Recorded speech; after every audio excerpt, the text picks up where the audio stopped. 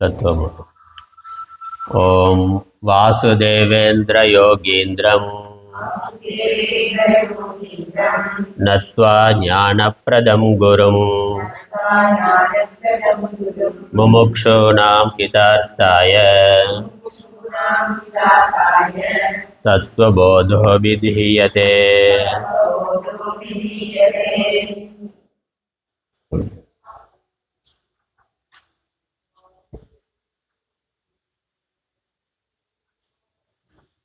எத்தனாவது பக்கம் தெரியல. அந்த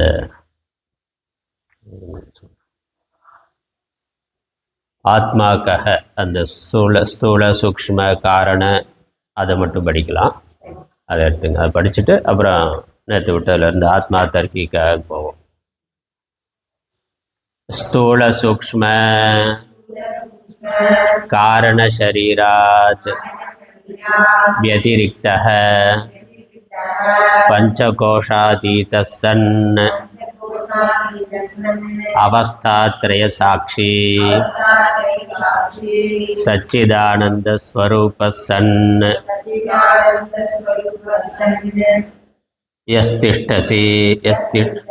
यस्तिष्ठति स आत्मा।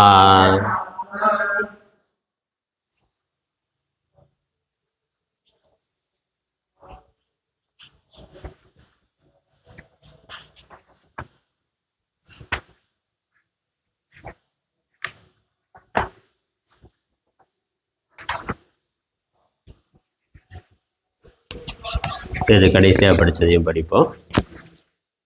ஏதத் கோச பஞ்சகத்துக்கு அடுத்து மதீயம் ஷரீரம் மதீயாக பிராணாக மதீயம் மனश्च மதீயா புத்திः மதீயம் அஜ்ஞானமிதி ஸ்வேனைவ ஞாயते தத்யதா மதீயத்வேன ஞாதம்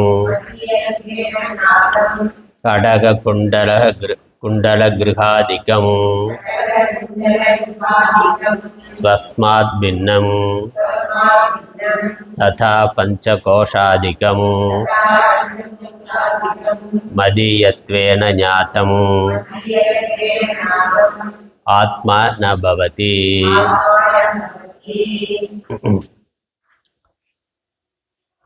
மூன்று ஷரீரங்களுக்கும் வேறானது, பஞ்ச கோஷங்களையும் கடந்தது, மூன்று அவஸ்தைகளுக்கும் சாட்சியாக இருப்பது, சச்சிதானந்த ஸ்வரூபமானது ஆத்மா என்று ஆத்மாவுக்கு லட்சணம் சொன்னார்.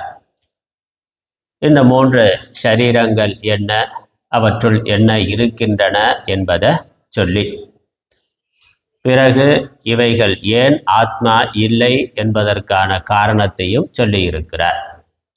ஆத்மா என்பது நான் என்று நம்மால் அறிவாக நாம் நம்மை உணர்கிறோம். நான்கிற பொழுது அது அறிவு பொருள்.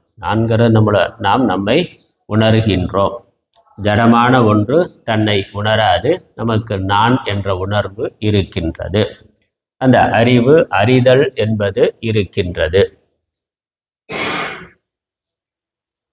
அறியப்படுவதாக எவைகள் இருக்கின்றனவோ அவைகள் நான் அல்ல. ஏன்னா நான் அறிபவன், அறிவு சொரூபம். இந்த உடல் முதலானவைகள் விவகாரத்தில் நம்மால் நான் என்று சொல்லப்பட்டாலும் அவைகள் நம்மால் இது என்று அறியப்படுவதனால அவைகள் நானாக இருக்க முடியாது, நானாக இல்லை. இந்த உடல் முதலானவைகள் பஞ்சபூத காரியமாக இருக்கின்றன. பஞ்சபூதங்கள் ஜடம். ஆகவே உடல் முதலானவைகள் ஜடம். நான் என்பது அறிவு. ஆகவே உடல் நான் இல்லை. நான் என்பது ஒரு உணர்வு. நான்கிறது பலவா இல்லை, நான்கிறது ஒரு உணர்வாகத்தான் எப்பொழுதும் இருக்கு. ஆனால் இந்த உடல்கள் பலவாக இருக்கின்றன. பல அவயவங்களை, உறுப்புகளை கொண்டதாக இருக்கின்றன. அதிலையும் பல நிலைகளில் ஸ்தூலம், சூக்ஷ்மம், காரணம் என்று பலவாக இருக்கின்றன. அது மட்டுமல்ல, இவைகள் மாறுபடக்கூடியவையாக, அதாவது விகாரம் உடையவையாக, பிறத்தல், வளர்தல், இருத்தல், அழிதல் என்று, தேய்தல், அழிதல் என்று பலவிதமான மாறுபாடுகளை அடையக்கூடியவையாக இருக்கின்றன. ஆனால் நான்கிற உணர்வு நமக்கு எப்பொழுதும் மாறுபடாத ஒன்றாக இருக்கின்றது. குழந்தையிலிருந்து நம்ம எப்படி உடல் மாறினாலும் நமக்கு அதை அறிகின்ற அந்த அறிவு நான்கிற உணர்வு ஒரே மாதிரி தானே இருக்கு. உடம்பு முழுக்க மாறிவிடுகிறது. அறிவியல் படி ஒரு குறிப்பிட்ட காலத்தில் உடம்புல ஒரு செல்லும் கூட பழைய செல் கிடையாது. எல்லாமே கம்ப்ளீட்டாக புதுசாகிட்டே இருக்கு. அது புதுப்பித்து கொண்டே இருக்கு. அப்படி முழுக்கவே உடம்பு பிறந்த போது இருந்த உடம்பு உண்மையிலேயே இப்போ இல்லை. அது இருக்கிற புறத்தோற்றம் அப்படி இருக்கே ஒழிய அது உண்மையிலேயே உடம்புல இருக்கக்கூடிய எல்லா செல்களும் முற்றிலுமாக மாறிவிட்டன. அதனால் பிறந்த போது இருந்த உடம்பு இப்போ இல்லை. அது ஒரு தொடர்ச்சியாக நடக்கிறதுனால நமக்கு இருப்பதாக தெரிகின்றது. நதி பிரவாகம் பார்க்கிறோம், அது நதி சாலிடாக இருக்கிற மாதிரி நமக்கு தெரிகின்றது. ஆனால் அது தொடர்ச்சியான ஓட்டம். அந்த நீர் ஒன்றொன்று தனித்தனி துளியானது. முதல்ல நம்ம பார்த்த நீர் ஆற்றுல இறங்குற பொழுது இருக்கிற ஜலம் மேலே ஏறுற பொழுது இருக்கான்னா இல்லை, நம்ம இறங்குற போது இருந்த ஜலம் வேற. கொஞ்ச நேரம் அதில் இருந்துட்டு வெளியே வந்தால் அடுத்த க்ஷணமே அது மாறிடுது. அது ஓடிக்கொண்டே இருக்கு. ஆனால் அது தொடர்ச்சியாக நிகழ்கிறதுனால, இடைவெளி இல்லாமல் இருக்கிறதா நமக்கு தெரியறதுனால நமக்கு அது ஒரே பொருளாக தெரிகின்றது. ஆனால் வாஸ்தவமாக அது அப்படி இல்லை. அப்படித்தான் நம்முடைய உடலும் இருக்கின்றது.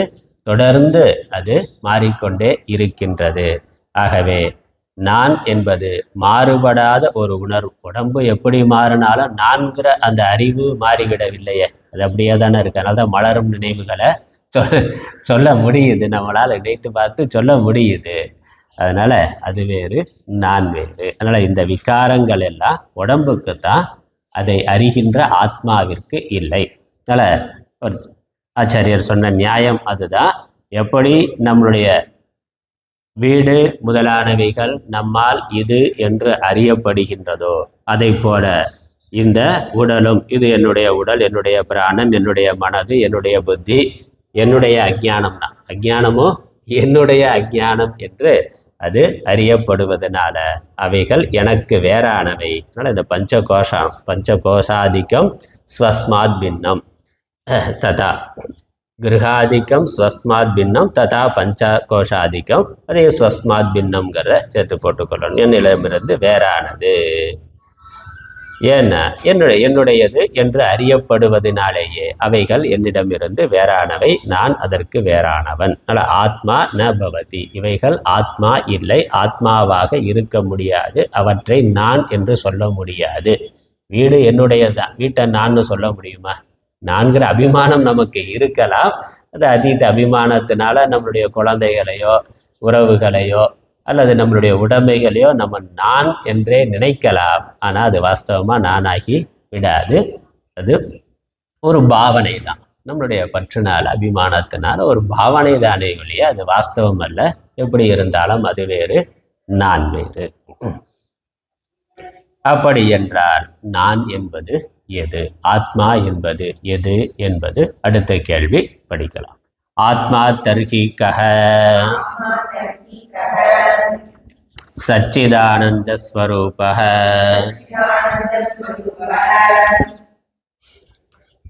அப்படி என்றால் ஆத்மா எது? ஆத்மா சச்சிதானந்த ஸ்வரூபம், சத்து சித்து ஆனந்த ஸ்வரூபம். இந்த உடம்புக்கு வேறாக எந்த ஒரு சத்து சித்து ஆனந்தம் இருக்கின்றதோ அதுவே ஆத்மா. அது இருக்கான எது இருக்கிறதோ அது ஆத்மான்னு சாஸ்திரம் சொல்லுது. அப்படி இருக்கிறதான்னா இருக்கிறது. ஒன்றொன்றுக்கு விளக்கம் கொடுக்கிறார். சத் என்றால் என்ன, சித் என்றால் என்ன, ஆனந்தம் என்றால் என்ன கேள்வி வருது. சத்து கிம்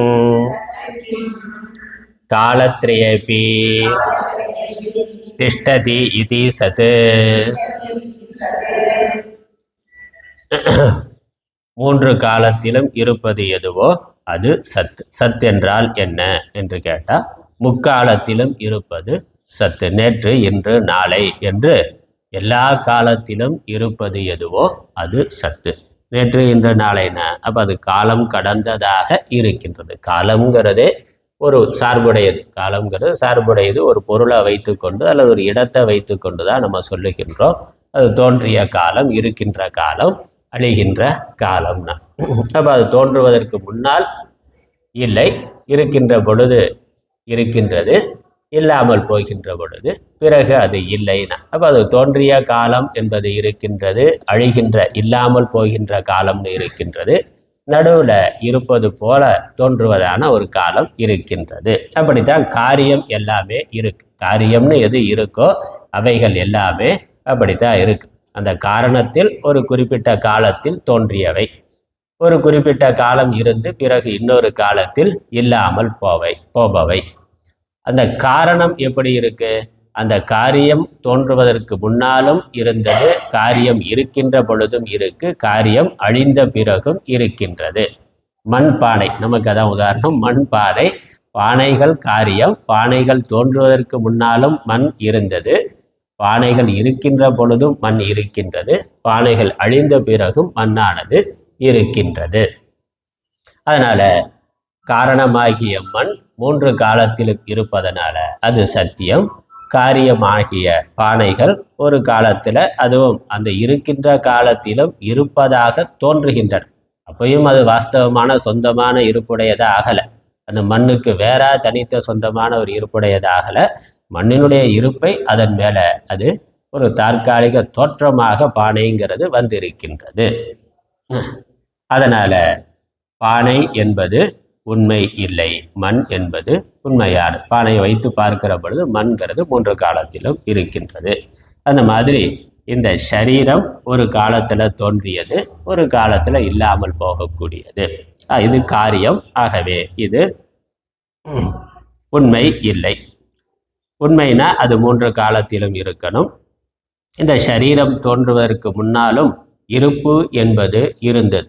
சரீரம் தோன்றியது. சரீரம் எங்கிருந்து தோன்றியது?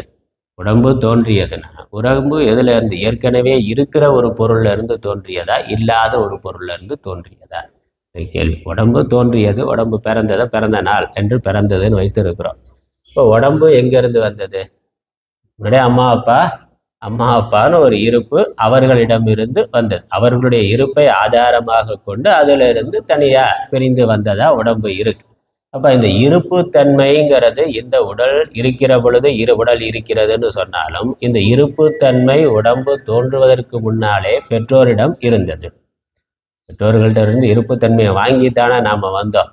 அப்படி நம்ம திடீர்னு வானத்துல இருந்து அந்தரத்துல இருந்து வந்த ஆள் எதுவுமே இல்லையே, எந்த பொருளுமே இல்லையே. இப்ப இருப்புங்கிறது ஏற்கனவே இருக்கின்றது, அதிலிருந்து இன்னொன்று இருப்பதாக தோன்றி வருகின்றது, இன்னொன்று ஒரு தற்காலிகமான ஒன்று வருகின்றது. அதனால இந்த உடம்புல இருக்கின்ற இருப்புத்தன்மை அது ஏற்கனவே தோன்றுவதற்கு முன்னால், இந்த உடல் தோன்றுவதற்கு முன்னால் இருந்தது. உடல் அழிந்த பிறகும் இருக்கும். எங்கே போய் இருக்கும்? மண்ணோட இருக்கும். அவ்வளோ. உடம்பு மண்ணிலேயோ நெருப்புலையோ போனால் அதோட இருப்போடு கடந்து விடுகிறது. அந்த நாமரூபம் தோன்றியது, நாமரூபம் அழிந்த பிறகு ஏற்கனவே இருக்கின்ற இருப்போடு அது கலந்து விடுகின்றது. அப்புறம் அந்த மண் அல்லது அக்னி அது என்ன ஆகும்னா, அதுவும் பிரளய காலத்தில் அது எங்கிருந்து வந்ததோ அதோடு அது கலந்து விடும். சைலண்ட்ல போட்டு. ஆமாம், நானே சைலண்ட்ல போடலை, போட்டுக்கிறேன்.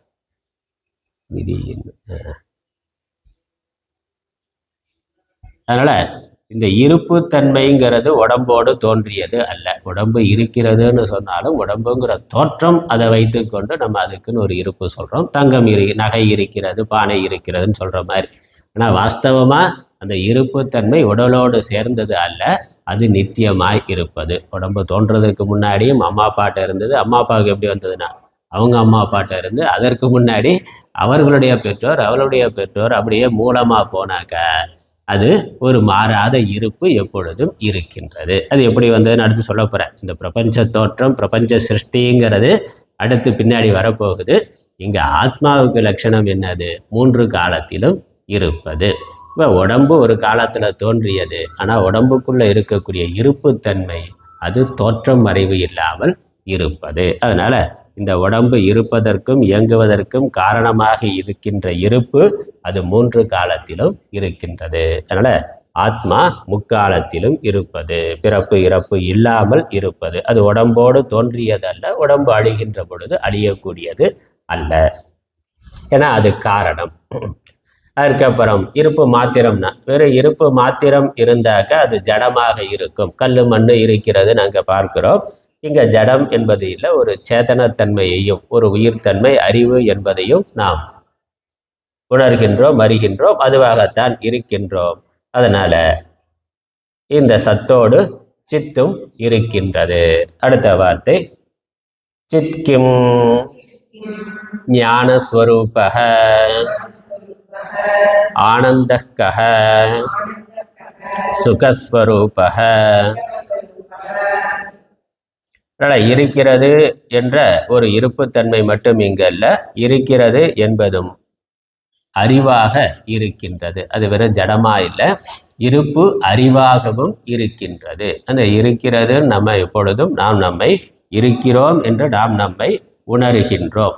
அது மட்டுமல்ல, இந்த ஜட பொருள்கள் உடம்பு முதலானவை ஜடமானவை. இவைகள் இயங்குகின்றன என்றால் இவைகளை இயக்குகின்ற ஒரு பேராற்றல், ஒரு சக்தியானது இதற்கு வேறாக இருக்கின்றது. அது இதை இயக்குகின்றது. ஆகவே இந்த உடம்புக்கு வேறான இருப்பு ஆத்மா, அது சித்தாகவும் அந்த அறிவாகவும் அது இருக்கின்றது. ஃபேன் இருக்கு, லைட் இருக்குனால அது ஜடமானது தானா இயங்குவது இல்லை. அதை இயக்குகின்ற ஒரு சக்தி, ஒரு மின்சாரமானது அதனோடு சேருகின்ற பொழுது அது இயக்கம் பெறுகின்றது. அப்படி இந்த உடல் அது ஜடமானது, அதை இயக்குகின்ற ஆத்மா, அந்த சைத்தன்ய அம்சம் எப்பொழுது வெளிப்படுகின்றதோ அப்பொழுது அது இயங்குகின்றது.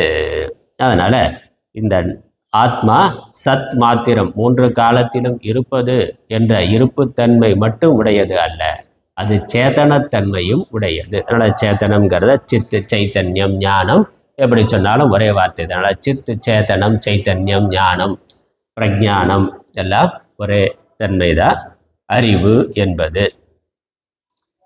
அதனால சித் என்றால் என்னன்னா ஞான ஸ்வரூபக. சித்துனாக்கா அது ஞானம், ஞான ஸ்வரூபம், சத்தியம், ஞானம். அதுக்கப்புறம் இந்த சத்து சித்து மாத்திரம் இருக்கானா ஆனந்தம் என்பதும் இருக்கின்றது. அதனால ஆனந்தம் என்றால் என்ன அப்படின்னு கேட்டால், ஆனந்தம்னாலே நமக்கு தெரியும், அதற்கு ஒரு விளக்கம் சுக ஸ்வரூபக. சுகம் என்பது ஆனந்தம். இந்த ஆத்மா சத்தா இருக்கு, சித்தா இருக்கு, அது ஆனந்தமாகவும் இருக்கின்றது. அது அதனுடைய ஸ்வரூபம். எது ஒன்று வேற ஒன்றோடு சேராமல் தான் மாத்திரம் இருக்கின்ற பொழுது எப்படி இருக்கின்றதோ அது அதனுடைய ஸ்வரூபம். எது வேறொன்றோடும் சேராமல் தான் மாத்திரம் இருக்கிறதோ, தான் மாத்திரம் இருக்கிற பொழுது அது எப்படி இருக்கிறதோ அது அதனுடைய ஸ்வரூபம். இப்போ தண்ணீர் அது மாத்திரம் இருக்கிற பொழுது எப்படி இருக்கு? குளிர்ச்சியா இருக்கு. அது நெருப்போட சேர்ந்தாக்க வெப்பத்தை அடைகின்றது. இப்போ தண்ணீரோட ஸ்வரூபம் வெப்பம்னு சொல்ல முடியாது. அது நெருப்போட சம்பந்தத்தினால வெப்பத்தை அடைந்திருக்கிறது. சம்பந்தம் இல்லை, வேற எந்த சம்பந்தமும் இல்லை என்றால் அது குளிர்ச்சியாக இருக்கின்றது. அப்போ தண்ணீருடைய சொரூபம் என்னன்னா அது குளிர்ச்சி, குளிர்ந்த நிலை.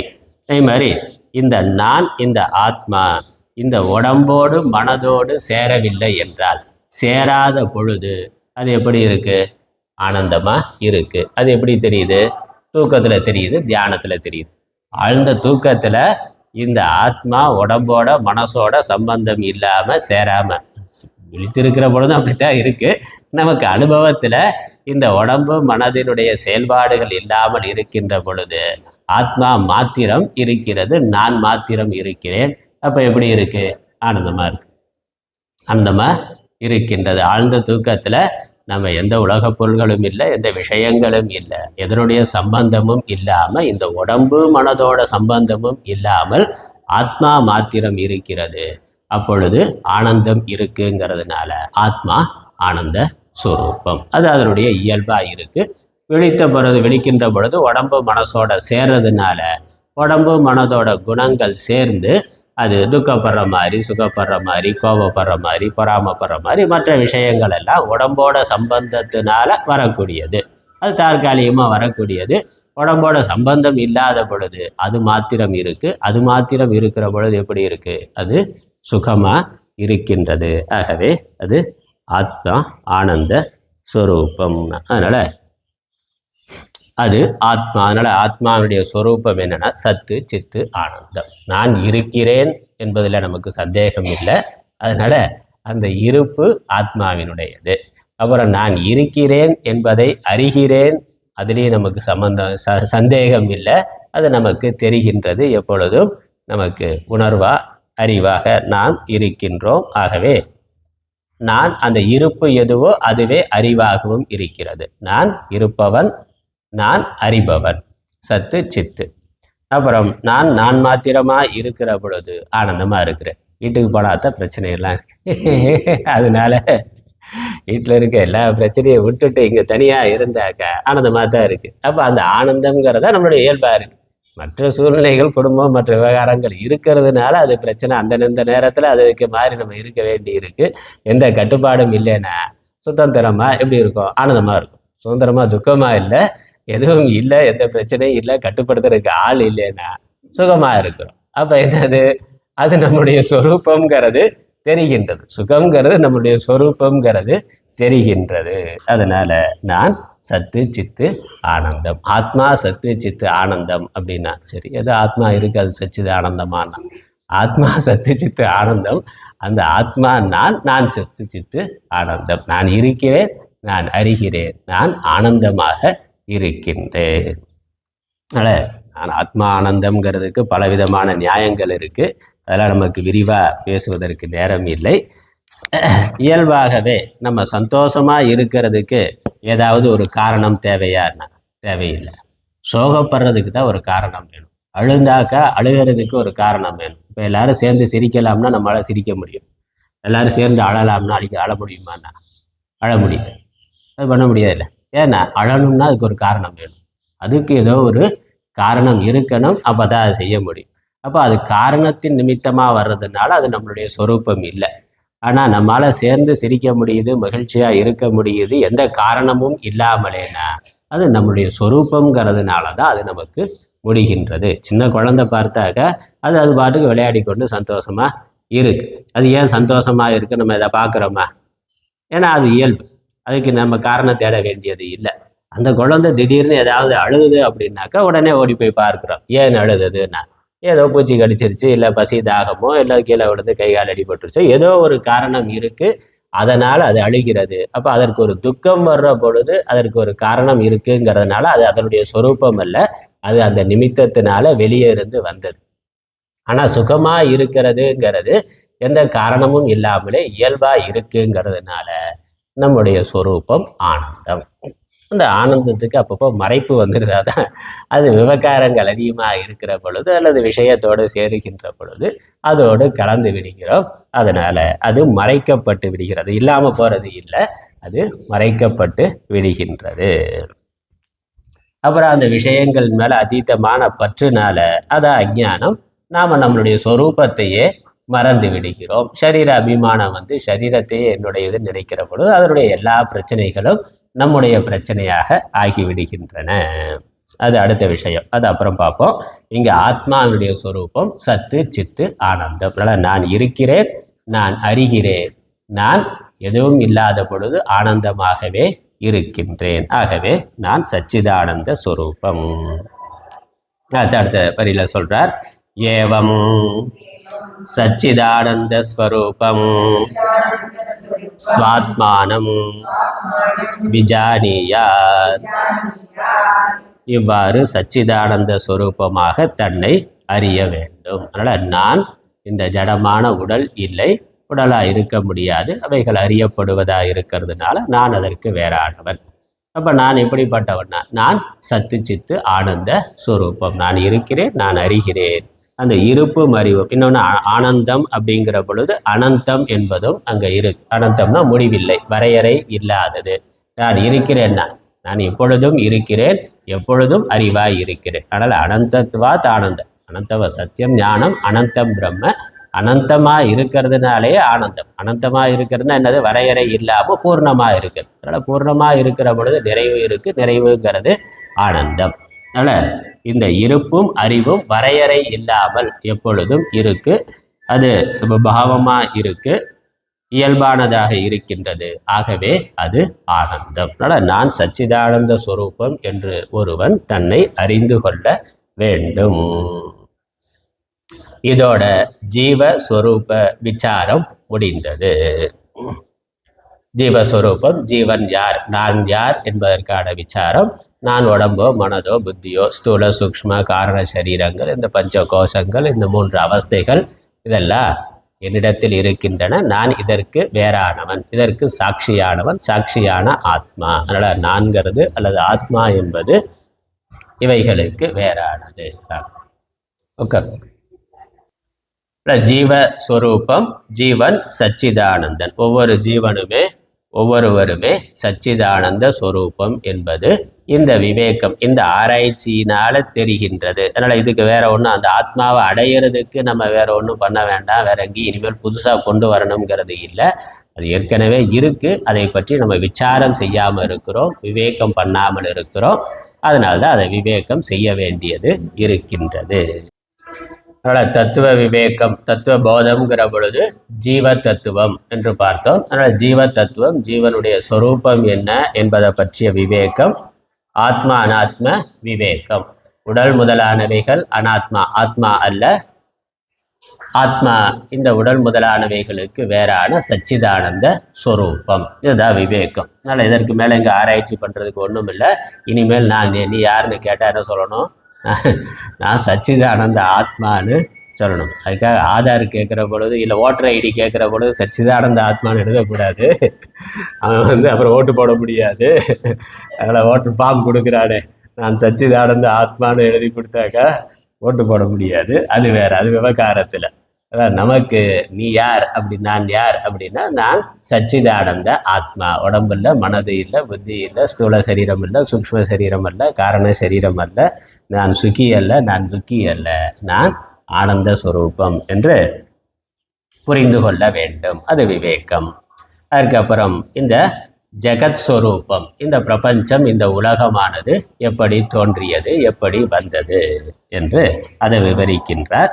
ஜெகத் ஸ்வரூப விசாரம் அல்லது ஜெகத் தத்துவ விவேகம். அத சதுர்விம்சதி தத்வோத்பத்தி பிரகாரः வக்ஷ்யாமः.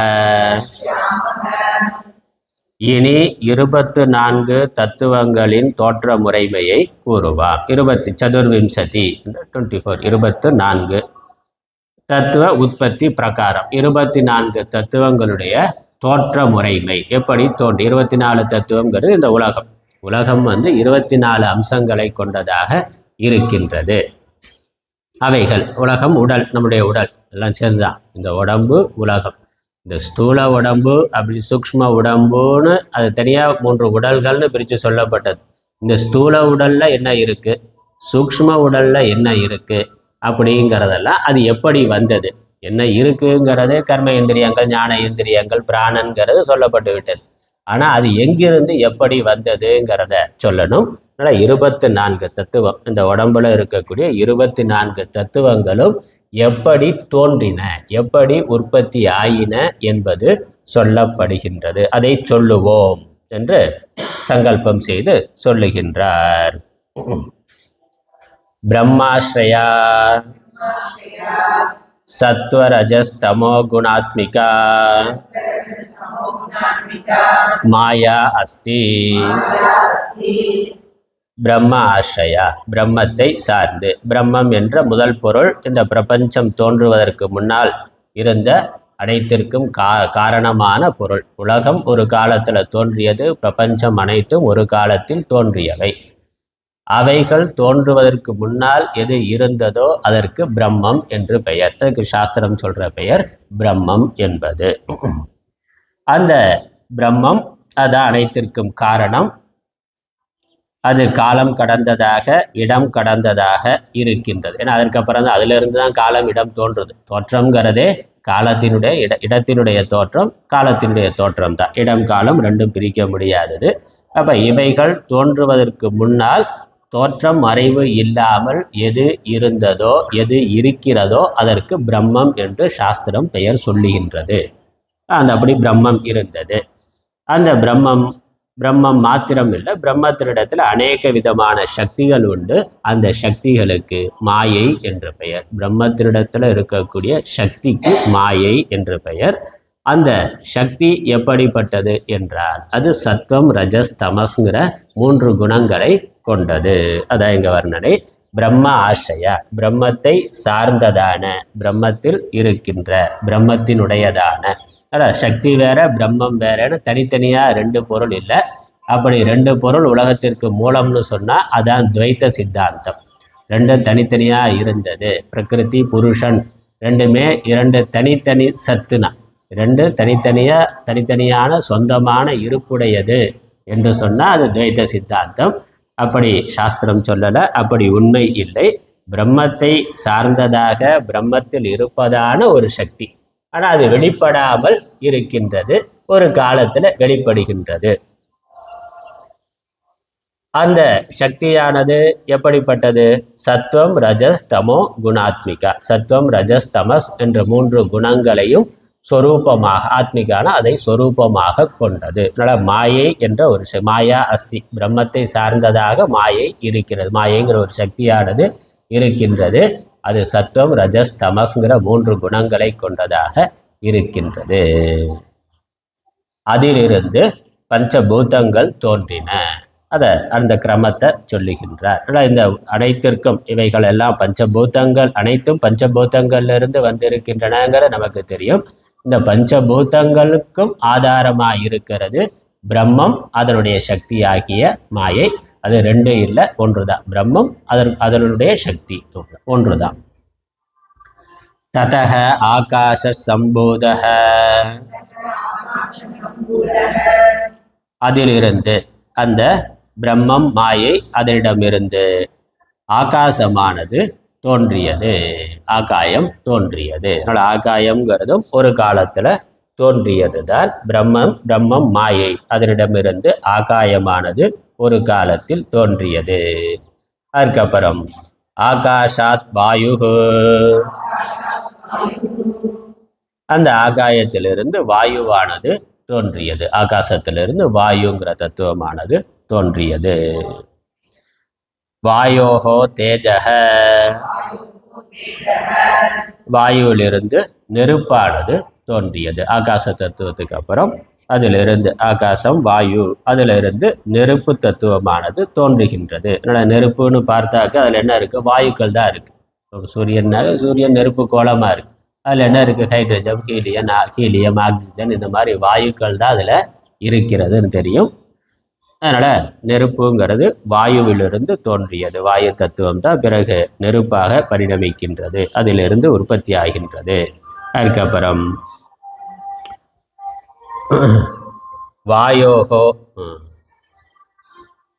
வாயோகோ தேஜக,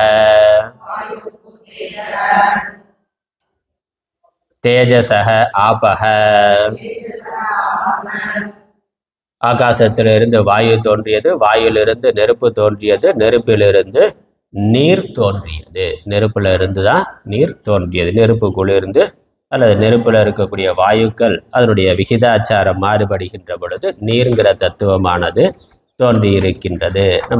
நமக்கு தெரியும், தண்ணீர்னாக்கா ஹைட்ரஜன் ஆக்சிஜன், 2 ஹைட்ரஜன் அணுக்கள், ஒரு ஆக்சிஜன் அணு, அது சேர்ந்ததான தண்ணீர்ங்கிற நீர் மூலக்கூறு வருதுன்னு அறிவியலில் சொல்கிறான். இப்போ ஹைட்ரஜன் தனியாக இருந்தாலும் அது நெருப்பு எரியக்கூடியதான்.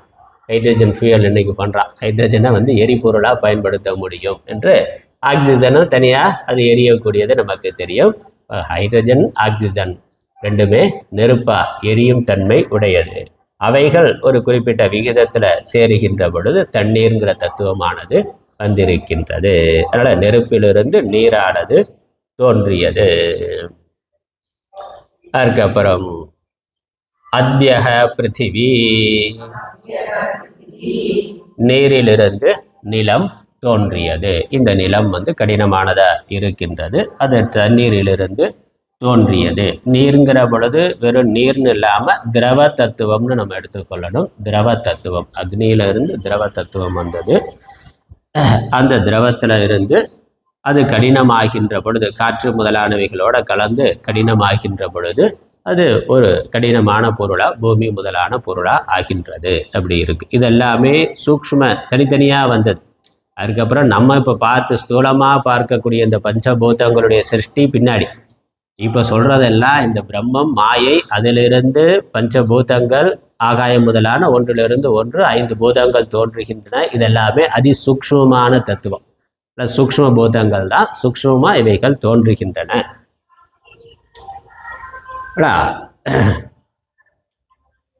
இப்படி பஞ்சபூதங்கள் தோன்றி இருக்கின்றன.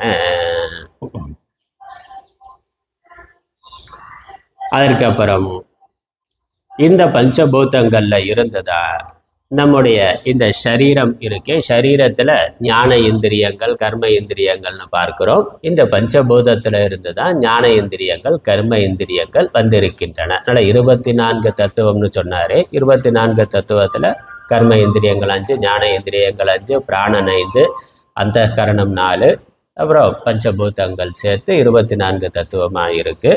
இந்த 24 தத்துவங்கள்ல ஞான இந்திரியங்கள், அந்த ஞான இந்திரியங்கள், கர்ம இந்திரியங்கள், பிராணன், இது எல்லாமே பஞ்சபூதத்திலிருந்து வந்தது. அதனால முதல்ல பஞ்சபூதத்தினுடைய சிருஷ்டியை சொல்லி இருக்கின்றார். அதனால உலகத்திற்கு முதல்ல பிரம்மம், மாயை, அதிலிருந்து பஞ்சபூதங்கள், அந்த பஞ்சபூதத்துல ஒவ்வொரு பூதத்துல இருந்தும் ஒவ்வொரு இந்திரியம் தோன்றி இருக்கின்றது. அது எதிலிருந்து எதுங்கிறது அடுத்த வர்ணனை. அடுத்த வரி. ஏதேஷாம் பஞ்சதத்வானாம் மத்யே ஆகாஷஸ்ய சாத்விகாம்சாத் ஸ்ரோத்ரேந்திரியம் சம்பூதம். ஏதேஷாம் பஞ்சதத்வானாம் மத்யே, இந்த பஞ்ச தத்துவங்கள், 5 தத்துவங்களுடைய நடுவில், 5 பூதங்கள், அது 5 தத்துவம் என்று சொல்றோம். 5 பூதங்களுடைய 5 தத்துவங்களுடைய அவற்றிலிருந்து, மத்தியனா அவற்றிலிருந்து அப்படின்னு. ஆகாஷஸ்ய, அந்த 5 பூதங்கள்ல ஆகாசத்தினுடைய சாத்விக அம்சத்திலிருந்து, சாத்விக அம்சாத். அப்ப நம்ம அதை புரிந்து கொள்ளணும். அதை சொல்லலை.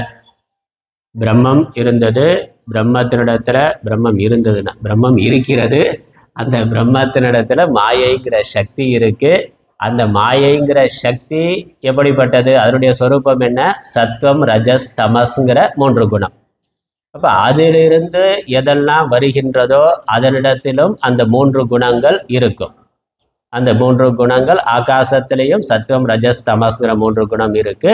அதுல இருந்து தோன்றுகின்ற வாயு, அக்னி, ஜலம், பிருத்திவி, எல்லாத்திலையுமே இந்த சத்துவம், ரஜஸ், தமஸ்ங்கிற 3 குணங்கள் தொடர்ந்து வருகின்றன. அது மட்டுமல்ல, பிரம்மத்தினுடைய சொரூபம் என்னது? சத்து, சித்து, ஆனந்தம். அதுவும் அந்த 3ம் தொடர்ந்து வருது. அதையும் பார்த்துக்கலாம், அதை விட்டுறக்கூடாது. அதனால பிரம்மத்தினுடைய சத்து, சித்து, ஆனந்தம், மாயையினுடைய சத்துவம், ரஜஸ், தமஸ், இந்த 3 6 இவைகள் அதனுடைய காரியங்களிடத்தில் தொடர்ந்து வருகின்றன. அம்மாட்ட இருக்க குணம், அப்பாட்ட இருக்க குணம், அதுல இருந்து குழந்தை வர்ற பொழுது 2 சேர்ந்து தானே வருது. 2 குணங்களும் சேர்ந்து அடுத்த வாரிசு வருகின்றது. அதனால இந்த மாயையிலிருந்து தோன்றிய ஆகாச தத்துவத்திலையும் சத்துவம், ரஜஸ், தமஸ்னு 3 குணங்கள் இருக்கின்றன. அதுல சத்துவ குணத்திலிருந்து, அதனுடைய சத்துவ குணத்தில் இருந்து மட்டும், சத்துவ பிரதானமா, சத்துவ குணம் மட்டும்னாக்க சத்துவ குண பிரதானம், மற்ற குணமும் எப்பொழுதும் கலந்துதான் இருக்கும்.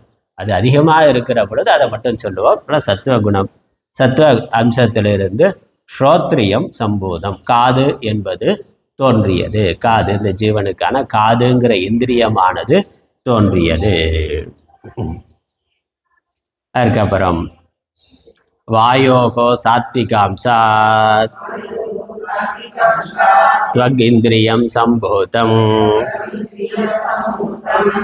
இந்த வாயு அதனுடைய சாத்விக அம்சத்திலிருந்து, வாயுவிலையும் சத்துவம், ரஜஸ், தமஸ் இருக்கு. அதனுடைய சத்துவ குணத்திலிருந்து த்வக் என்ற தோல் என்ற இந்திரியமானது தோன்றியது. அக்னேகே சாத்விகாம்சாத் சக்ஷுரேந்திரியம் சம்போதம். அக்னியினுடைய சாத்விகம், அதில் இருக்க சத்துவம் ரஜஸ் தமஸ்ல சத்துவ குணத்திலிருந்து கண் என்ற இந்திரியமானது தோன்றியது. அதற்கு அடுத்து ஜலம். ஜலஸ்ய சாத்விக அம்சாத் ரசனேந்திரியம் சம்போதம். இந்த சுவைக்கான கருவி நாக்கு என்பது ஜலத்திலிருந்து தோன்றியது, ஜலத்தினுடைய சத்வாம்சத்திலிருந்து தோன்றியது. பிருத்திவியாக சாத்விகாம்சாத் கிராணேந்திரியம் சம்போதம். இறுதியான பிருத்திவி மண் தத்துவத்திலிருந்து அதனுடைய சத்துவ குணத்திலிருந்து மூக்கு என்ற இந்திரியமானது தோன்றியது. அடுத்தது ஏதேஷாம் பஞ்சதத்வானாம் சமஷ்டி சாத்விகாம்சாத் மனோபுத்தி அகங்கார சித்தாந்தகரணானி சம்பூதானி. இந்த பஞ்ச தத்துவங்கள் பஞ்சபூதங்களுடைய சமஷ்டி சாத்விகாம்சாத், அவைகளெல்லாம் சேர்ந்து மொத்தமாக அதனிடத்திலிருந்து தனித்தனியாக ஒவ்வொரு இந்திரியம் ஞான இந்திரியங்கள் ஒன்றும் தனித்தனியாக வந்தது. அப்புறம் அவைகளெல்லாம் ஒன்றாக கூட்டாக சேர்ந்து அதனுடைய சத்துவ குணத்திலிருந்து மனம் புத்தி சித்த அகங்காரங்கிற அந்தகரணம் தோன்றியது. உள்ள இருக்கக்கூடிய உள்ளுறுப்பான இந்த நான்கும் தோன்றின. மனசு புத்தி சித்தம் அகங்காரங்கிற நான்கும் தோன்றின. அது அந்த கரணத்தினால இந்த 5 இந்திரியங்களுடைய விஷயங்களையும் கிரகிக்க முடிகிறது. ஏன்னா அது 5னுடைய தன்மையையும் உடையது. காதுனால கேட்க மட்டும்தான் முடியும், காதுனால பார்க்க முடியாது. ஏன்னா அது ஒரே ஒரு தத்துவத்திலிருந்து ஆகாச தத்துவத்திலிருந்து வந்தது. அதனால அதனுடைய குணமான ஆகாசத்தினுடைய குணமான சப்தத்தை மட்டும்தான் அதனால கிரகிக்க முடியும். ஆனால் மனது என்பது 5னுடைய சத்துவாம்சத்திலிருந்து தோன்றதுனால 5ஐயும் அதற்கு 5 விஷயங்களையும் அதனால கிரகிக்க முடியும். காதுனால வாங்குற சப்தத்தை இந்த சப்தம்னு புரிந்து கொள்றது மனசு புத்தி தானே. அப்போ மனசுக்கு காதுனால கேட்கக்கூடிய சப்தத்தையும் புரிந்து கொள்ள முடியும். கண்ணால் பார்க்க மட்டும்தான் முடியும், கேட்க முடியாது. ஆனால் கண்ணால் பார்க்கிற காட்சியும் பார்த்து புரிந்து கொள்வது மனது புத்தி. இப்போ மனது புத்திக்கு காது கண்ணு மூக்கு நாக்கு தோல் 5னுடைய குணங்களும் இருக்குது, 5னுடைய விஷயங்களையும் கிரகிக்கக்கூடிய சக்தி இருக்கிறது. ஏன் அது எப்படி வந்ததுன்னா, ஏன்னா இது 5 பூதங்களுடைய சமஷ்டியிலிருந்து தோன்றியது. 5ம் கலந்து தோன்றுனதுனால 5னுடைய குணங்களும் அதற்கு இருக்கு, 5ஐயும் கிரகிக்கக்கூடிய சக்தி இருக்கின்றது. அதனால அது சமஷ்டி சத்துவ குணத்திலிருந்து அந்த கரணமானது தோன்றி இருக்கின்றது.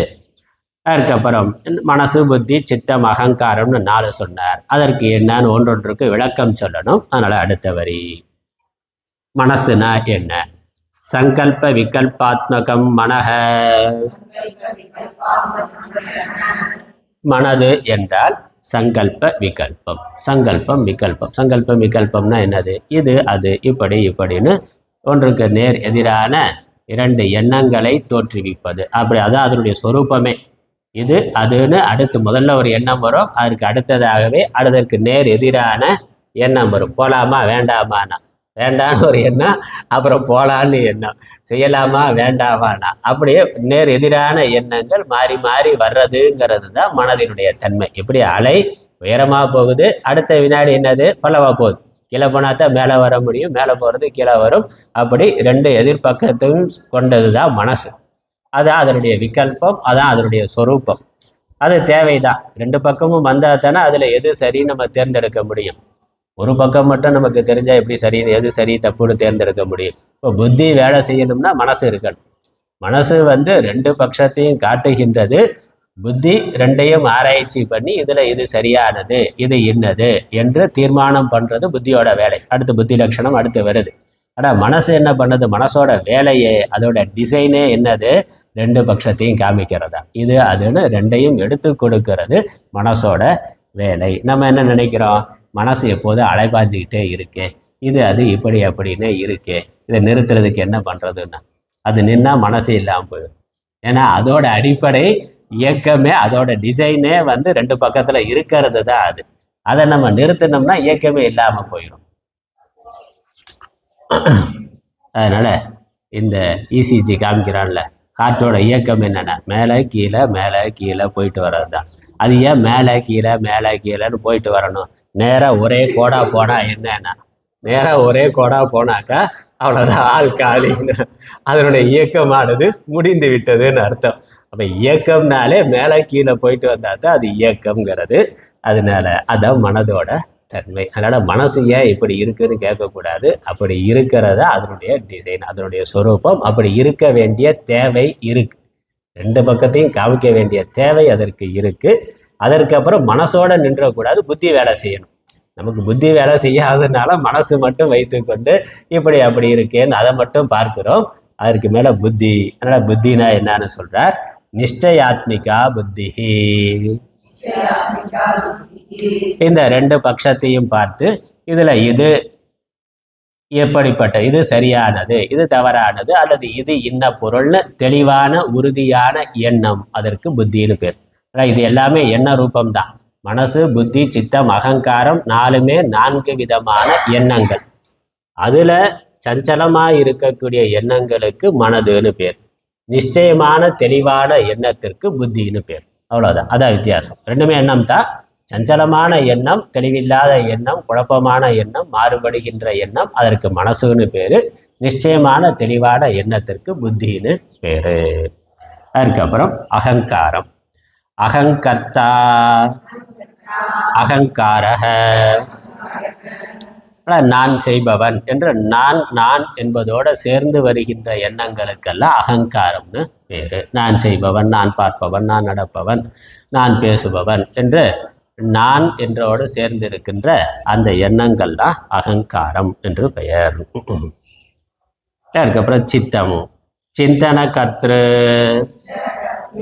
சித்தமும் சிந்திக்கும் ஆற்றலை உடையது சித்தம். அதனால இந்த விருத்திகள், எண்ணங்கள், பலவிதமான விஷயங்கள் இந்திரியங்கள் வழியா நம்ம உள்ள வருது. அதை வைத்துக்கொண்டு நம்ம சிந்தனை செய்கின்றோம். அப்புறம் பலவிதமான அனுபவங்கள் நமக்கு இருக்கு. அந்த அனுபவங்கள், அந்த அறிவு, அதை நம்ம ஆராய்ந்து யோசிச்சு முடிவெடுக்கிறோம். அந்த யோசிக்கக்கூடிய எண்ணம் இருக்கே, தாட் ப்ராசஸ், அந்த தாட்டு, அந்த அந்த சிந்தனா ரூபமா இருக்கக்கூடிய எண்ணங்களுக்கு சித்தம்னு பேரு. அப்ப அந்த வாசனைகள், பழைய அனுபவங்கள், அதனுடைய நினைவுகள், அதெல்லாம் வைத்து கொண்டு தான் அந்த சிந்தனை பண்றோம். ஏற்கனவே நம்ம பெற்ற அறிவை அடிப்படையா வைத்துக்கொண்டு சிந்தனை செய்கின்றோம், ஆராய்ச்சி செய்கின்றோம். அந்த சிந்தனா ரூபமா இருக்கக்கூடிய எண்ணங்களுக்கு சித்தம் என்று பெயர். அதுக்கப்புறம் இந்த 4 சொல்லியாச்சு. அதனால அந்தःகரணம்ங்கிறது 4. இந்த அந்தःகரணம் சமஷ்டி பஞ்சபூதங்களுடைய சத்துவகுணத்திலிருந்து தோன்றியவை. அந்த 4னுடைய வேலை, 1 சங்கல்ப விகல்பமா இருக்கிறது, அதுக்கு மனசுன்னு பேரு. நிச்சயமா இருந்தா அந்த எண்ணத்துக்கு புத்தின்னு பேரு. சிந்தனா ரூபமா வருகின்ற எண்ணங்களுக்கு சித்தம்னு பேரு. நான் என்று அகம் என்பதோடு சேர்ந்து வரக்கூடிய எண்ணங்களுக்கு அகங்காரம்னு பேர். இல்லை, இன்னொரு விஷயமும் இருக்கு. இந்த 4 விருத்திகள் தோன்றுகின்ற இடம், இந்த 4 எண்ணங்களும் எந்த இடத்துல தோன்றுகின்றதோ அந்த இடத்துக்கும் மனசுன்னு பேர். பொதுவா அதற்கு மனசுன்னு பேரு, அல்லது உள்ளம்னு சொல்லணும். உள்ளம், இந்த எண்ணங்கள் உள்ள இடம் உள்ளம். எண்ணங்கள் எந்த இடத்துல இருந்து தோன்றுகின்றதோ அந்த இடத்துக்கு உள்ளம்னு ஒரு பேர் தமிழ்ல இருக்கு, அல்லது மனம்ங்கிற பேரே சொல்லலாம். அதனால மனம்ங்கிறதுக்கு எண்ணங்கள் தோன்றுகின்ற இடத்துக்கு மனசுன்னு பேரு. அதுல சஞ்சலமா விகல்பமா இருக்கக்கூடிய எண்ணங்களுக்கும் மனதுன்னு பேர். அதுக்கப்புறம் இந்த ஒவ்வொரு, எப்படி கர்ம இந்திரியங்கள், ஞான இந்திரியங்கள், ஒவ்வொரு இந்திரியத்துக்கு ஒரு தேவத்தை சொல்லப்பட்டதோ, தேவத்தை இருக்கோ, அதே மாதிரி இந்த 4க்கும் தேவதை, அதி தேவதைகள் சொல்லப்படுகின்றன. மனசோ தேவதா சந்திரமாக, மனதிற்கு தேவதை சந்திரன். சந்திரன் தான் மனதை நடத்துகிறவன். சந்திரனுடைய வளர்ச்சி, தேய்தல், அதற்கேற்ற மாதிரி மன மாறுபாடுங்கிறது இருக்குங்கிறத நம்ம பார்க்குறோம். சந்திரன் உச்சத்தில் இருக்கிற பொழுது, பௌர்ணமியாகவோ அல்லது அமாவாசையாகவோ 2 நிலைகளில் இருக்கிற பொழுது சித்த பிரமங்கிறது வருகின்றது. அந்த நேரத்தில் அதிகமான சஞ்சலமானது வரலாம், இருக்கும். மனதுக்கும் மனதை இயக்குகின்ற தேவதை, மனதுக்கு அதி தேவதை சந்திரன். அடுத்தது புத்தேகே பிரம்மா, புத்திக்கு தேவதை பிரம்மா. பிரம்மா தான் சிருஷ்டிகர்த்த, படைக்கிறவர். புத்தி தெளிவாக இருந்தால் தானே ஒன்றை செய்ய முடியும். அந்த புத்தி சக்தி பிரம்மாவினுடையது. பிரம்மா தான் அதற்கு அதிதேவதை, படைப்பாற்றல், படைக்கும் திறன், அறிவாற்றல் என்பது அதற்கு அதிதேவதை பிரம்மா. அடுத்தது அகங்காரம். அகங்காரஸ்ய ருத்ரஹ, அகங்காரத்திற்கு அதிதேவதை ருத்ரன். ருத்ரன் என்ன பண்றார்? சாதாரணமா சம்ஹாரமூர்த்தி. இந்த அகங்காரம் பலமா இருந்தா அழிதல் என்பதுதான். அகங்காரம் தான் நமக்கு பல விதங்கள்ல துன்பத்தை கொண்டு வருகின்றது, அழிவை கொண்டு வருகின்றது. ஏன்னா அதற்கு அதிதேவதை ருத்ரன், அவருடைய வேலையே அதுதான். சித்தஸ்ய வாசுதேவஹ, சித்தத்திற்கு அதிதேவதை வாசுதேவன். அதுக்கப்புறம் ராஜச குணத்துல இருந்து, சத்துவ குணத்துல இருந்து ஞான இந்திரியங்கள் வருகிறதுன்னு சொல்லியாச்சு. இப்போ ரஜோகுணம் இருக்கே, பஞ்சபூதங்களுடைய ரஜோகுணம் இருக்கே, அவைகளில் அந்த ரஜோகுணத்திலிருந்து என்ன தோன்றுகின்றன என்பது அடுத்த வர்ணனை. ஏதேஷாம் பஞ்ச தத்வானாம் மத்தியே ஆகாசஸ்ய ராஜசாம்சாத் त्वगिन्द्रियं सम्भूतं, वागिन्द्रियं सम्भूतं. ஆகாச, இந்த பஞ்ச தத்துவங்கள் பஞ்ச பூதங்களுடைய இடையில் நடுவில் ஆகாசத்தினுடைய ராஜச குணத்திலிருந்து வாக் என்ற இந்திரியமானது தோன்றுகின்றது. ஆகாசத்தோட இயல்பான குணம்ங்கிறது என்னது? சப்தம். அந்த சப்தத்தை கிரகிக்கிறதுக்காக காது வந்தது. அப்புறம் சப்தத்தை உண்டு பண்ணுறதுக்கு கர்ம இந்திரியமா வாக்குங்கிறது வந்திருக்கின்றது. அதனால் அது ராஜச குணத்தில் இருந்து இந்த கர்ம இந்திரியங்கள் வருகின்றன. வாக்குங்கிற இந்திரியம் சப்தத்தை உண்டு பண்ணக்கூடியது, ஆகாசத்திலிருந்து தோன்றியது. வாயோகோ ராஜசாம்சாத் பாணீந்திரியம் சம்பூதம். அதே மாதிரி வாயுவினுடைய ராஜசாம்சத்திலிருந்து பாணிங்கிறது கைகள் தோன்றின. கர்மேந்திரியத்துல கைகள் தோன்றின. வன்னேகே ராஜசாம்சாத் பாதேந்திரியம் சம்பூதம். நெருப்பு, அக்னியினுடைய ராஜசம்சத்திலிருந்து பாதம் என்ற இந்திரியம் தோன்றியது. ஜலஸ்ய ராஜசாம்சாத் குதேந்திரியம் சம்பூதம். சரி, இல்லை, உபஸ்தேந்திரியம் சம்பூதம்.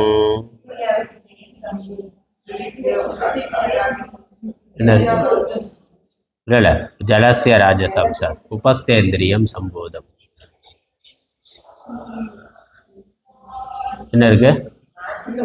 மாற்றி இருக்கு, கொஞ்சம் மாறி இருக்கு. ஆமாம், ஜலத்துக்கு அப்புறம் பிருத்திவி வரணும், அங்கே ஆறு மாறி இருக்கும். அடுத்த வரியில் பார்த்துக்கலாம். உபஸ்தேந்திரியம் சம்பூதம்.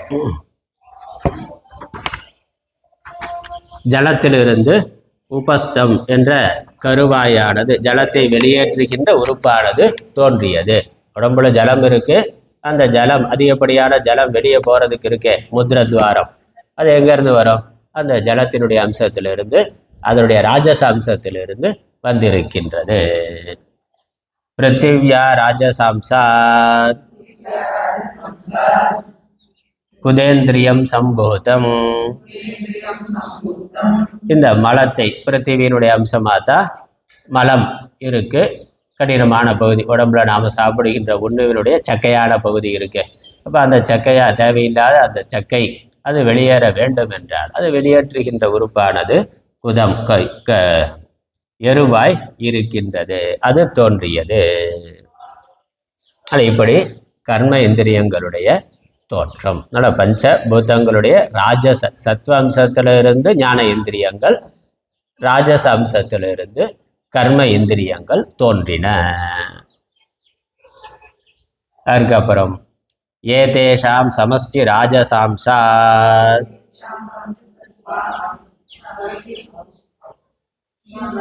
மாறி இருக்கா, தப்பா இருக்கா? சரி, சம்ஸ்கிருதத்தில் கரெக்டாக இருக்கான்னு பார்த்து காப்பி பேஸ்ட்ல மிஸ்டேக். சரி, சமஷ்டி ராஜசாம்சாத் தவறு இருந்தால் திருத்திக்கலாம்.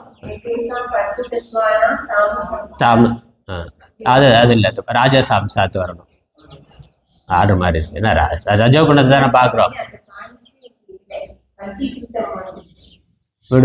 சரி, பரவாயில்ல, அது விடுபட்டிருக்கோம், சேர்த்துக்கலாம், அவ்வளோதான்.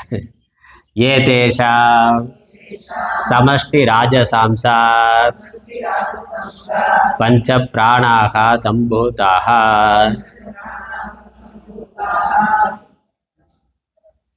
பின்னாடி இடம் மாதிரி இருக்கலாம். எப்படி நம்ம சத்துவ குணத்துல இருந்து சமஷ்டி சத்துவ குணத்துல இருந்து அந்தகரணம்ங்கிற 4 தோன்றியதுன்னு பார்த்தோம். அதே மாதிரி சமஷ்டி ரஜோகுணம் இருக்கு, அது இருக்குமே. சமஷ்டி தனித்தனியான வியஷ்டி ரஜோகுணத்துல இருந்து தனித்தனியான ஒவ்வொரு இந்திரியங்கள், கர்ம இந்திரியங்கள் தோன்றின. சமஷ்டி ராஜச குணத்துல இருந்து என்ன தோன்றியதுன்னா இந்த பிராணன்கள் தோன்றின. பஞ்ச பிராணன் தோன்றியது. அதுதான், அதில் பஞ்ச பிராணன் தோன்றின.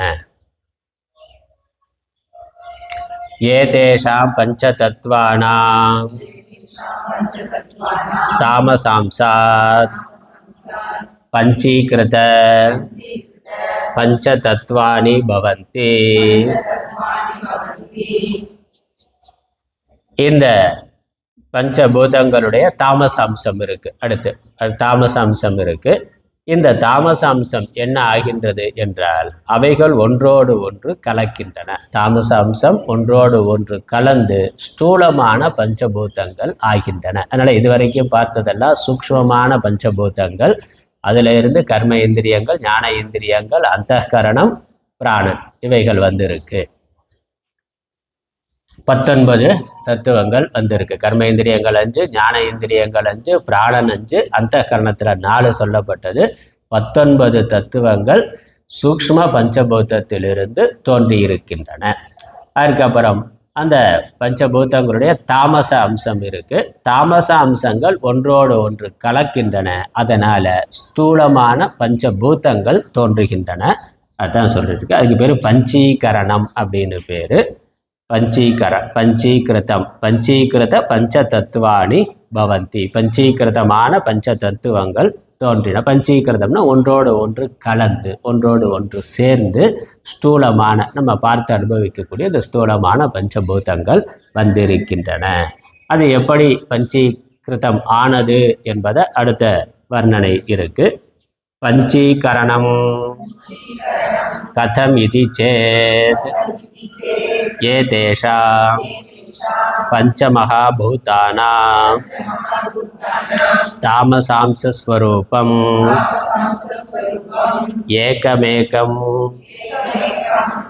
ஏகமேகம் பூதம் द्विधा विभज्य एकमेक अर्धम पृथक् तूष्णीं व्यवस्थाप्य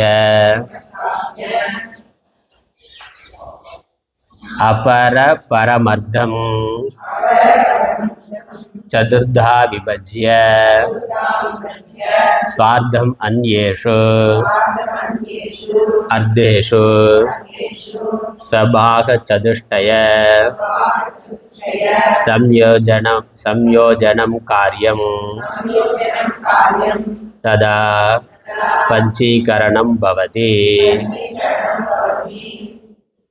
பஞ்சீகிருத பஞ்சபூதானி, பஞ்சீகிருதமான ஸ்தூலமான பஞ்சபூதங்கள் தோன்றின என்று சொன்னார். அந்த பஞ்சீகிருதம் ஆனது, அது பஞ்சீகிருதம் பஞ்சீகரணம் என்று பேர். அந்த காலத்தில் சேர்ந்ததற்கு பஞ்சீகரணம்னு பேர். அந்த பஞ்சீகரணம் எப்படி ஆகியது, அவைகள் எப்படி ஒன்றோடு ஒன்று கலந்தன என்று கேட்டால், இந்த 5 பூதங்களையும் தனித்தனியாக இருக்கு. அதை 2 பகுதிகளாக பிரிந்து, ஒரு ஆகாச தத்துவம் 100%னா அது 2 பகுதியாக 50-50 ஆகி, அப்படி ஒவ்வொரு பூதமும் 2 பகுதிகளாக பிரிகின்றது. தனித்தனியாக 2 பகுதி ஆகுது. அதுக்கப்புறம் ஒரு அரை பகுதி அப்படியே இருந்து இன்னொரு அரை பகுதியில் அது நாளாக பிரிகின்றது. கால் கால் பகுதியா, அரைக்கால் பகுதியா அது பிரிகின்றது. அதனால அரையில கால் அரைக்கால், அரை பகுதியை 4 பாகமா பிரிக்கணும். 100% வந்து 50%, 50-50 50 ஆகுது. ஒரு 50 ஒரு 50% அப்படியே வைத்துக்கொண்டு மிச்சம் இருக்க 50% 4 பாகமா பிரிச்சாக்க 12 12 12 12. அதனால 4 பகுதிகளாக 4 கூறுகளாக ஆகி அதன் பிறகு அந்த ஒவ்வொரு பகுதியில் இருக்கக்கூடிய 4 கூறுகளும் மற்ற பூதங்களோடு கலக்கின்றன.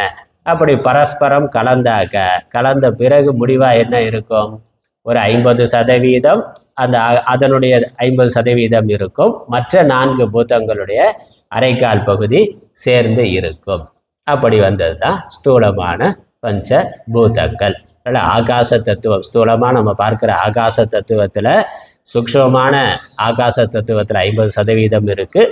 ஸ்தூலமான மற்ற சூக்ஷ்மமான மற்ற 4 பூதங்கள், காற்று முதலான 4 பூதங்களுடைய கால் பகுதி சேர்ந்து அது ஸ்தூலமான ஆகாசமாக இருக்குது. அதே மாதிரி ஸ்தூலமான வாயு, ஸ்தூலமான அக்னி, ஸ்தூலமான ஜலம், ஸ்தூலமான பிருத்திவி இருக்குது. அதனால் பிருத்திவின்னு பார்க்குற பொழுது அதனுடைய அதனுடைய 50% சூக்ஷ்மமான பிருத்திவி தத்துவத்தினுடைய 50%, மற்ற அக்னி, காற்று, ஆகாசம், ஜலம் அதனுடைய கால் பகுதியும் இருக்கு. இப்படி பஞ்சீகரணம் ஆனது. அவ்வளோதானே? புரிஞ்சதில்லை? சரி, அவ்வளோதான். உட்காந்து யோசிச்சா புரியும். அவ்வளோதான். அதுக்கு மேலே சொன்னாதான் குழப்பமாயிரும். அதனால் சில விஷயங்களும் ரொம்ப விளக்குற பொழுதுதான் குழப்பம் அதிகமாகும். அதனால் சிம்பிள். அதனால் அதுக்கு பொதுவாக உதாரணம் சொல்லுவாங்க. ஸ்கூலில் பசங்க படிக்கிற பொழுது ஆளுக்கு வீட்டிலேருந்து சாப்பாடு கொண்டு வர 5 ஃப்ரெண்ட்ஸுனா 5 ஃப்ரெண்ட்ஸு சேர்ந்து வீட்டில் அவன் சாப்பாடு கொண்டு வரான். மத்தியானம் சாப்பிட்றது, கூட்டாஞ்சோறு எல்லாம் சேர்ந்து சாப்பிட்றதுன்னு பழக்கம்னா, அவன் ஒருத்தன் தயிர் சாதம் கொண்டு வந்தான், ஒருத்தன் பொங்கல் கொண்டு வந்தான், ஒருத்தன் புளியோதரை கொண்டு வந்தான், ஒருத்தன் லெமன் சாதம் கொண்டு வந்தான், மிச்சம் என்ன ஒரு சாதம் தக்காளி சாதம் கொண்டு வந்தான், 5 சாதம் கொண்டு வந்தான்னா 5 பேரும் சேர்ந்து உட்கார பொழுது எப்படி சாப்பிட்றது? எல்லா சாதமும் டேஸ்ட்டு பார்க்கணுமே. அதனால் அவன் கொண்டு வந்த சாதத்தில் பாதி எடுத்து வச்சுட்டு மிச்ச பாதியை 4 பேருக்கு ஆளுக்கு ஒரு கை கொடுத்துட்டான். அப்படி 4 பேரும் பிரித்து குடித்த பிறகு என்னாச்சு? ஒவ்வொருத்தட்டையும் என்ன இருக்குது? அவன் கொண்டு வந்த சாதத்தில் 50% இருக்குது, மற்ற பேர் கொண்டு வந்ததில் எல்லா சாதமும் இருக்குது. எல்லாத்துலேயும் ஒரு கால் பகுதி வச்சுருக்கா. லெமன் சாதம் இருக்குது, தக்காளி சாதம் இருக்குது, புளி சாதம் இருக்குது, அப்படி கால் பகுதியாக இருக்குது. அதுக்கு பேர் தான் பஞ்சீகரணம் பேர். அதனால் எல்லாத்தையும் கலந்து சாப்பிட்டாக்கா எல்லாத்தையும் ஒரு டேஸ்ட் பார்க்கணும்னா பஞ்சீகரணம் அப்படின்னு. அதனால் ஒருத்தர் கடலை மிட்டாய் கொண்டு வந்தாங்க, ஒருத்தர் கொய்யாப்பழம் கொண்டு வந்தாங்க, ஒருத்தர் கொக்கோ மிட்டாய் கொண்டு வந்தாங்க, ஒருத்தர் பொரி கொண்டு வந்தாங்கன்னா சாயந்தரம் ஸ்நாக்ஸ் டைமில் எல்லாத்துலேயும் கொஞ்சம் கொஞ்சம் சேர்த்து சாப்பிட்டாக்கா பஞ்சீகரணம்னு பேர். அவ்வளோதான். ஏதேபியः பஞ்சீகிருத பஞ்சமகாபூதேபியः ஸ்தூல சரீரம் பவதி. இப்படி பஞ்சீகிருதமான பஞ்சமகாபூதங்கள், அப்போ சூக்ஷ்மமான பஞ்சபூதங்கள்ல இருந்து ஸ்தூலமான பஞ்சபூதங்கள் வந்துவிட்டன. அந்த ஸ்தூலமான பஞ்சபூதங்கள்ல இருந்து இந்த ஸ்தூல சரீரமானது வந்திருக்கின்றது. அவ்வளோதான் ஸ்தூல சரீரத்தினுடைய தோற்றம். இப்போ சூக்ஷ்ம பஞ்சபூதங்கள்ல இருந்து கர்ம இந்திரியங்கள், ஞான இந்திரியங்கள், பிராணன், அந்தகரணம், இந்த 19 சேர்ந்து சூக்ஷ்ம சரீரமானது தோன்றியது. அதனால் சூக்ஷ்ம சரீரத்தில் இந்த 19 தத்துவங்கள் இருக்கின்றன. அப்புறம் பஞ்சீகிருத்தமான ஸ்தூலமான பஞ்சபூதங்கள்ல இருந்து இந்த ஸ்தூல சரீரமானது தோன்றி இருக்கின்றது. அதனால் ஸ்தூல சரீரத்தில் இந்த 5 தத்துவங்கள் இருக்கின்றன. அதனால் 19 5 24 தத்துவம். ஸ்தூல பூதம், சூக்ஷ்ம பூதம், ஸ்தூல சரீரம், சூக்ஷ்ம சரீரம் 24 தத்துவமானது இருக்கின்றது. ஏவம் பிண்ட பிரம்மாண்டயோகோ ஐக்கியம் சம்பூதம். அதனால என்ன? இந்த பிண்டம் என்று சொல்லப்படுகின்ற ஸ்தூல சூக்ஷ்ம சரீரம் இது எங்கேருந்து வந்தது? பிரம்மாண்டமான பஞ்சபூதங்களினுடைய ஒரு பகுதி. அதுலேருந்து வந்ததுன்னு அதனுடைய ஒரு பகுதியாக அது இருக்கின்றது. அதனால் இந்த உடம்பு புறத்தில் இருக்கக்கூடிய இந்த பிரபஞ்சத்தில் என்ன இருக்குது? ஸ்தூலமான பஞ்சபூதம், சூக்ஷ்மமான பஞ்சபூதம். அதில் ஒரு சிறு அம்சமாக இந்த ஸ்தூலமான உடம்பு, சூக்ஷ்மமான உடம்பு இருக்குது. அதனால் இந்த ஸ்தூல சரீரம், சூக்ஷ்ம சரீரம், புறத்தில் இருக்கக்கூடிய ஸ்தூல பூதங்கள், சூக்ஷ்ம பூதங்கள் இரண்டும் ஒன்றுதான். அதனால் ஐக்கியம் சம்பூதம்னா இரண்டும் ஒன்றுதான். அதிலிருந்து ஒரு சின்ன பகுதி சப்பாத்திக்கு மாவு பிசைஞ்சு பெரிய உருண்டையாக வச்சு அப்புறம் அதிலிருந்து ஒரு சின்ன உருண்டைன்னா நம்ம சாப்பிட்ற அளவுக்கு ஒரு சின்ன உருண்டையை எடுத்து அதிலேருந்து சப்பாத்தி பண்ணுறோம். அந்த மாதிரி இந்த ஸ்தூல சூக்ஷ்மமான பஞ்சபூதங்கள் தோன்றின, அது பிரம்மாண்டம். அதில் இருந்து தனித்தனியாக ஒவ்வொரு ஜீவனுக்கான சரீரங்கள், ஸ்தூல சரீரம், சூக்ஷ்ம சரீரங்கள் தோன்றின. அதனால் இதுவும் அதுவும் வேற இல்லை. அதனால் புறத்தில் இருக்க அது ஜடம்னா இதுவும் ஜடம் தான். அது சத்துவம், ரஜஸ், தமஸ் 3 குணங்களை உடையது என்றால் இந்த ஸ்தூல சூக்ஷ்ம சரீரங்களும் சத்துவ, ரஜஸ், தமோ குண 3 குணங்களையும் உடையவை. இதுதான். அதுக்கப்புறம் இதற்கான அபிமானி எல்லாம் வருது, அடுத்த விஷயங்கள் வருது. அதை நம்ம அடுத்த வகுப்புல பார்க்கலாம். அதனால் இதில் ஸ்தூல சரீரம், அதாவது சமஷ்டி சரீரம், வியஷ்டி சரீரம் அப்படின்னு புரிஞ்சு கொள்ளணும். இந்த தனித்தனியாக இருக்கக்கூடிய உடம்புக்கு வியஷ்டி சரீரம், வியஷ்டி சரீரத்தில் ஸ்தூல சரீரம், சூக்ஷ்ம சரீரம். அதே மாதிரி சமஷ்டியாக பிரம்மாண்டம்ங்கிறது சமஷ்டி சரீரம், சமஷ்டி சரீரம், அதில் ஸ்தூல சரீரம், சூக்ஷ்ம சரீரம் என்பது. சமஷ்டினா மொத்தமாக இருக்கிறது சமஷ்டி சரீரம், அதில் ஸ்தூலம், சூக்ஷ்மம். அதே மாதிரி தனியாக இருக்கிற ஸ்தூல சரீரம், சூக்ஷ்ம சரீரம், அதுக்கு வியஷ்டி சரீரம்னு பேர். ஓம் ஈஸ்வரோ குருராத்மேதி முக்திபேத விபாகினே व्योमवत्याप्तलेहाय दक्षिणामूर्तये नमः। ओम पूर्णमद पूर्णमिदं पूर्णात् पूर्णमुदच्यते पूर्णस्य पूर्णमादाय पूर्णमेवावशिष्यते। ओम शांति शांति शांति। हरि ओम।